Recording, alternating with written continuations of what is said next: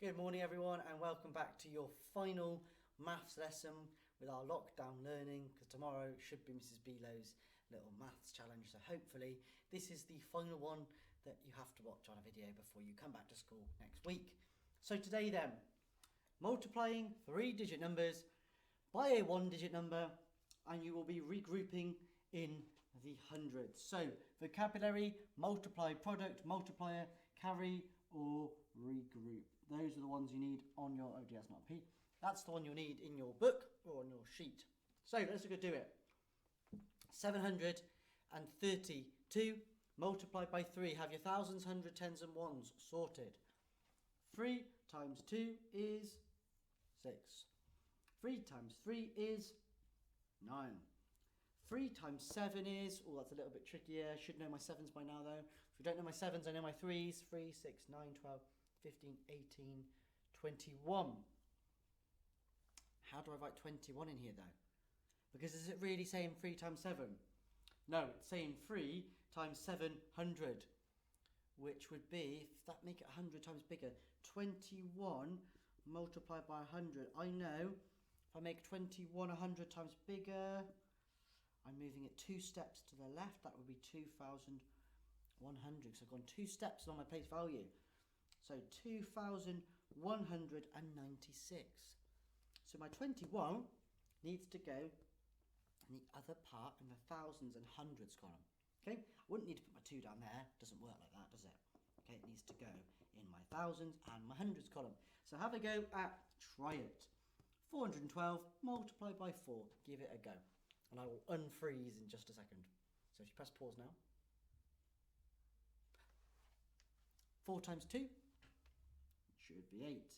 4 times 1, 4, or 40.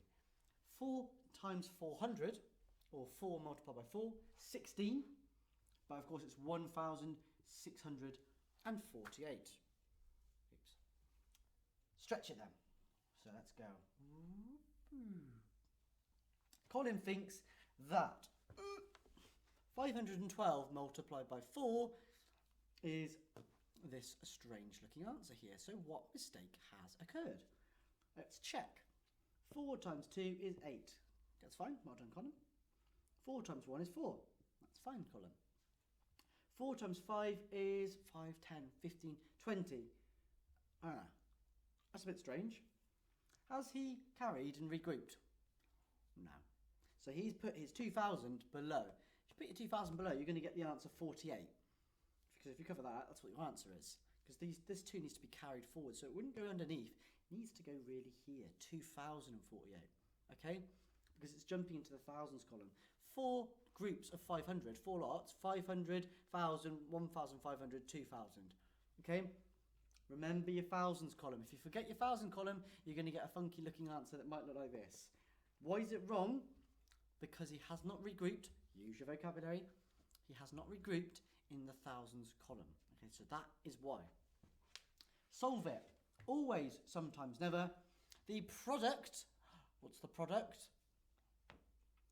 Multiplier times by multiplicand equals product. Your product is your answer of a multiplication number sentence. The product of a 3-digit number and a 1-digit number is a 2-digit number. Always, sometimes, never. So something times something equals a 2-digit number. So a 3-digit number, let's just go, I'm going to go really easy, 111 multiplied by 1 is a 2-digit number. If I times anything by 1, it's going to be basically the same number again, isn't it? So, is it a 2-digit number? No. So it can't be always. Let's do it by 9. 111 multiplied by 9. Well, I know 9 times 1 is 9. 9, 9. Is that a 2-digit number? No. Doesn't work. And no matter how many times I do this, if I try and try and try, I will probably work out it isn't even sometimes.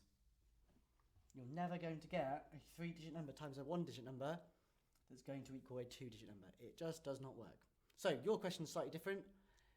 It'll be interesting to see what answer you get for it. Okay, so that is everything for today, guys. If you do finish early, have a little practice through some of the work you've done already, or go through your do it and your stretch it and use your inverse and opposite to show your workings out. So if you've got 412 multiplied by 4 equals 1,648, try the inverse doing your bus stop method.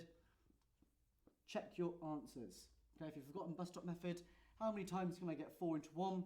I can't do it. What about if I turn that into 16? 4 into 4 into 16, so 4 times 4 is 16. I can get that in once, I can get that in twice. Oh, look, my answer's correct. So if you're done and you want an extra challenge, go through your whole work, do the inverse, which is dividing. Okay, that's everything for today, guys. Keep it up. I know we're almost there. We're getting tired now, but we're back in school soon, and I will see you on Monday. Thanks, guys.